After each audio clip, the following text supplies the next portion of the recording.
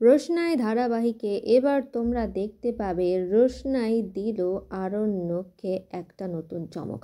হ্যাঁ বন্ধুরা, এখানে রোশনাই কিন্তু আরণ্যকের বাচ্চার মা হতে চলেছে।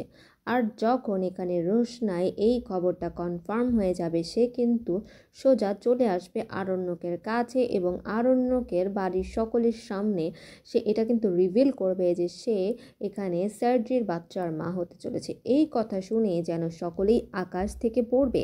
কারোর তো বিশ্বাসই হবে না যে আরণ্যক এরকম একটা কাজ কি করে করতে পারলো। আরণ্যক কিন্তু এখানে রোশনাইয়ের কথায় চমকে উঠবে এবং আরণ্যক কিন্তু রোশনাইকে এখানে মিথ্যেবাদী বলে প্রমাণ করবে। হ্যাঁ বন্ধুরা, এখানে আরণ্যক কিন্তু বলবে যে আমি তোমার নামে কেস করব এবং আমি তোমাকে প্রমাণ করে দেব যে তুমি কতটা মিথ্যেবাদী, তুমি কতটা নিচে নামতে পারো। নিজের এই পাপের সন্তানকে আমার নাম দেওয়ার জন্য তুমি এই এত বড় গেম প্ল্যানটা কী করে করতে পারলে রোশনাই। আর তারপর কিন্তু রোশনাইও এখানে চ্যালেঞ্জ ছুড়ে দিবে যে আমিও প্রমাণ করেই ছাড়বো যে আমার বাচ্চার বাবা কিন্তু আপনি। এই কথা শুনে কিন্তু সকলেই চমকে উঠবে। আর রোশনাইয়ের এই জার্নিতে কিন্তু আদিত্য কাপুর রোশনাইয়ের সঙ্গে থাকবে।